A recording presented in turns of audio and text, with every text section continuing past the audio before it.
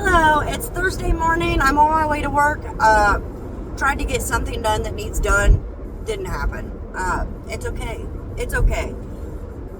I literally am sitting here and I'm reflecting over the video I made yesterday, the conversations I had yesterday,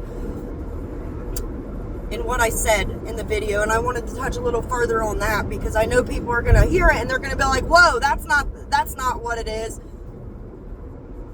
I'm telling you, from lived life experience, not something I picked up in a book, not something I picked up from another person, something that I literally learned in some of my hardest times. Okay? You don't have to go to church to meet God. Okay? It's a great foundation. If that's where you want to start, I recommend starting there. Okay? Because you're not feeling pulled to do it for no reason. However, if you're like me, okay, and you were kind of forced into a religion when you were younger, the traditional church setting, I didn't feel comfortable, okay? Maybe I felt like they looked at me funny because I dressed differently. Maybe I thought they looked at me differently because I walk a different walk of life than they do, you know?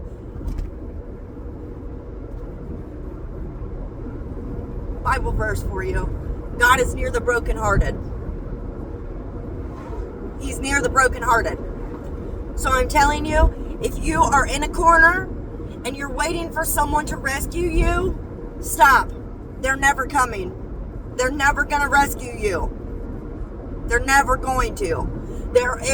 If they're given the chance to choose between rescuing you and getting out of whatever crap they've created for themselves, they're choosing themselves. They're not choosing you. They're not choosing you.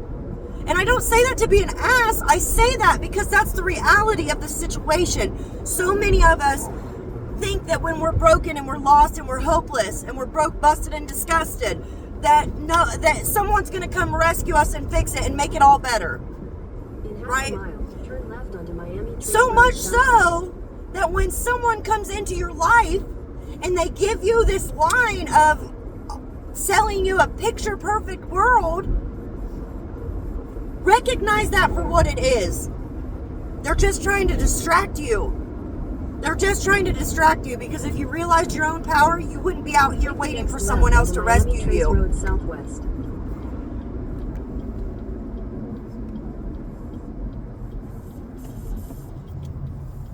Okay? Secondly, Continue on Miami Trace Road southwest for 7 miles.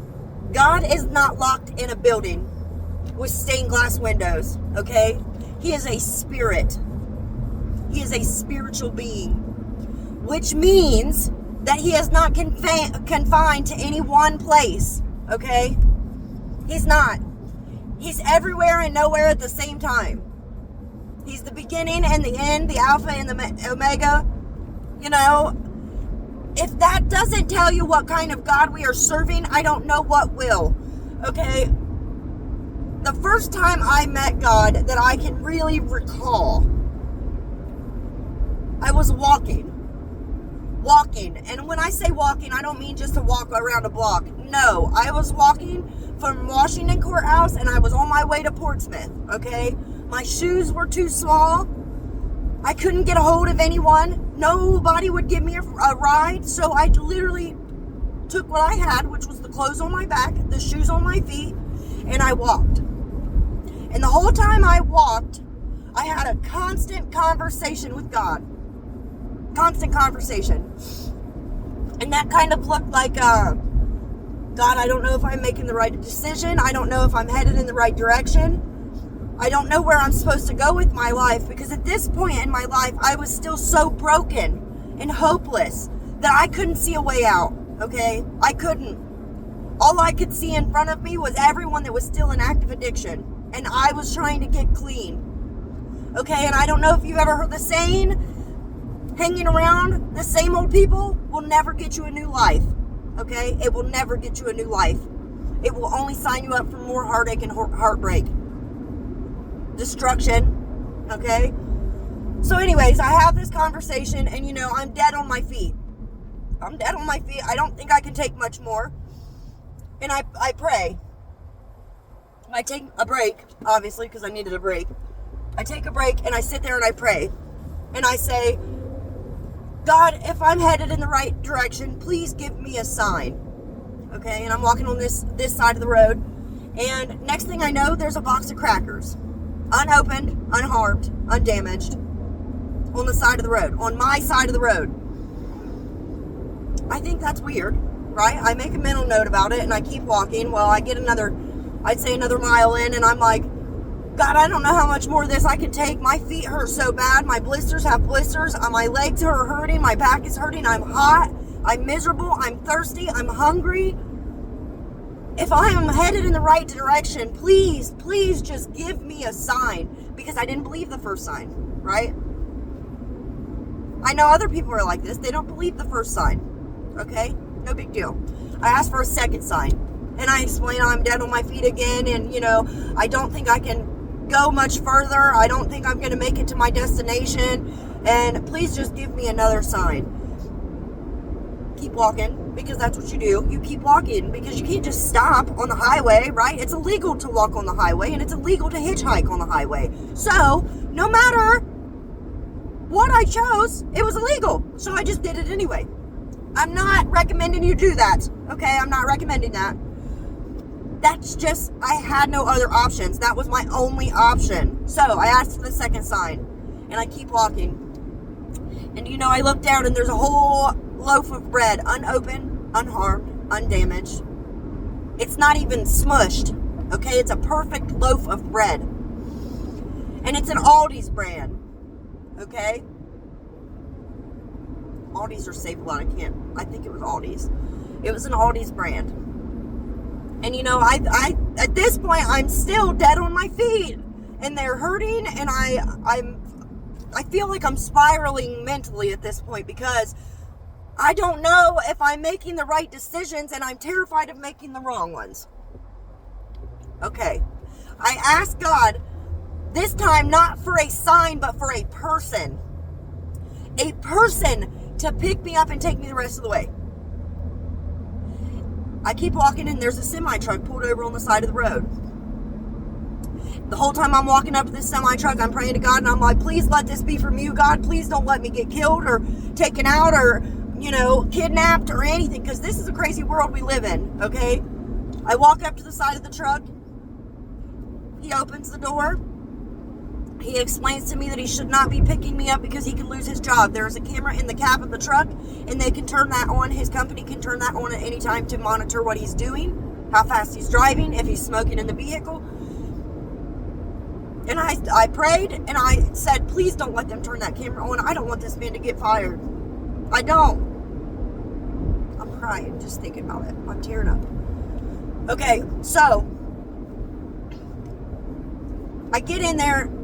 And at this point, I'm already to Chillicothe. I don't know if you know where that is. Chillicothe, Ohio, and Portsmouth are pretty far distance away. That's where he picked me up. The first exit for Chillicothe, he picked me up there. And he said, where are you heading? And I said, Portsmouth. And he said, I'm headed straight through Portsmouth. Come on in. So I get in. And we have a real, honest, open conversation. Okay? One, I don't hide who I am. I don't hide what I've done. Never have, and I never will. Because there are other people that are struggling with some of the same things that I've been through, and I know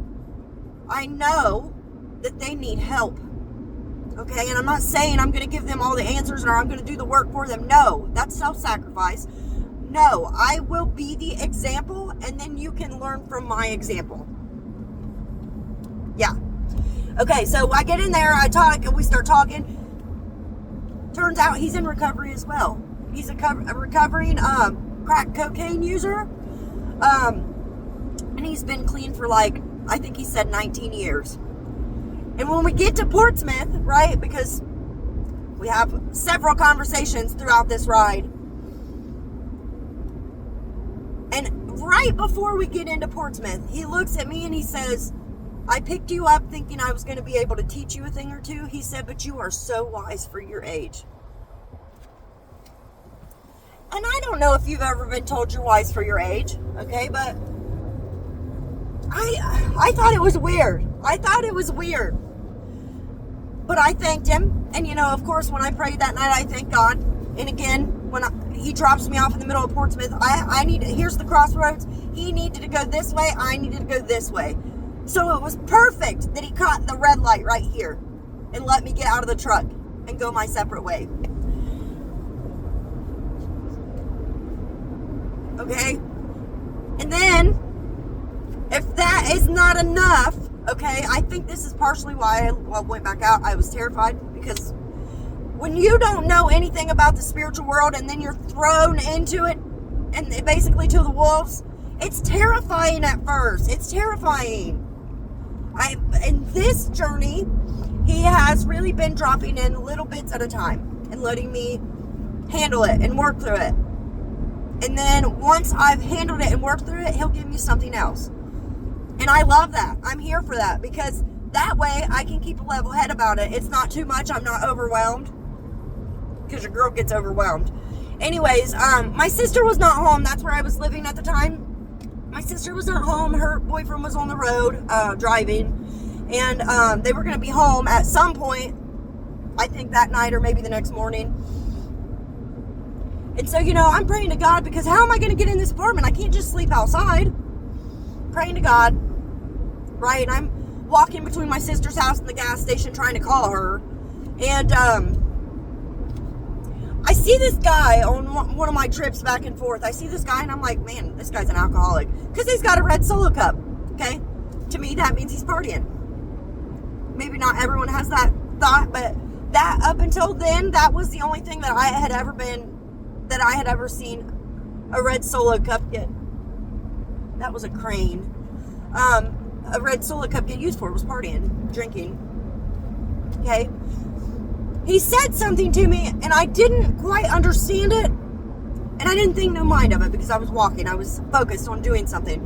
Well, when I came back and she wasn't there, he noticed that I was walking around with no shoes and no socks. Again, my blisters had blisters. Okay, my feet were so sore. And he invites me into his house. And at this point, I'm weirded out. Okay, I'm weirded out, and I'm like, I don't want to get killed. If I go in this man's house, what if he's just trying to kidnap me? He wasn't. Not everyone is out to get you. So I go in, okay, and for a couple hours, we sit there and we talk. He helps me unpack every bit of my spiritual baggage. He helped me unpack it, and he handed me a book for every single thing that I had ever been through. That was my moment where I was like, there's more to me in this universe. It's not just me out here. It's not. On Miami Trace Road Northwest for okay. 1.5 miles. So think about that. I was broken, hopeless, busted and disgusted, homeless, right? Because if I'm living with someone, that means I'm homeless. Okay? Homeless, had no job, had no car, had nobody. Okay? I was going to a town where I literally only had one person. And that was my sister. Okay? God is near the brokenhearted. He is near the brokenhearted. And he's not locked in a church pew. He's not locked in a church. He's in the heart of his people. The heart of his people. Which means you just have to ask for help. So if you're in a corner and you're hopeless and you think someone's going to come rescue you, they're not. No one's going to send you a lifeboat or a life raft. No one's going to send that for you. If you're ready, ask God. Ask God, and I promise you, he will help you rescue yourself. And then when you finally do become a success, no one else had a hand in that because it was only God. All right, those are my thoughts for today. Like I said, I'm on my way to work. I just was reflecting. Turn left onto Palmer Road Northwest. I was just reflecting, and you know, I thought I'd share that. I thought I'd share that story with you guys. That was the time in my life where I literally had left several narcissistic, abusive, toxic relationships where they literally had me question my own sanity. So when I went there, I didn't believe anyone, but I believed everything at the same time. It was the wildest thing. Now I question things. I question them. And when I see a red flag, I don't continue down that path. I say, enough's enough. I don't settle. I don't settle for it. I don't settle for it, because what you allow is what will continue. So if you're allowing the abusive, narcissistic, toxic people into your life is never going to change. It's never going to change until you see a problem with your own actions. Or what you allow in. Maybe not your actions. God is so good. All you have to do is ask for help, and He will help you. If you don't know how to ask for help, reach out. Reach out. Okay? I pray a lot differently than some of the other people that I've seen pray. And that's okay. There's no wrong way to pray. There's no wrong way. There's no right way. It literally is however you feel comfortable. That was my vape. Sorry, I was holding it. It's however you feel comfortable. And if you don't, like, when I started going to church in my recovery, when people would pray over me, I would cry. I would cry. It's not because they were praying over me. It was because I could feel the Holy Spirit in me through them. I've had people that have prayed over me that have cried. They have cried. Because they say, I don't know what this is, but I feel it, and it's so powerful. You're right. It is. You want to know what it is? It's my testimony. It's my lived life experience that God has finally told me that it's time to share with the world. So here I am sharing it. So I just want to say that if you think you're too far gone, you're not. You're not. You're never too far gone.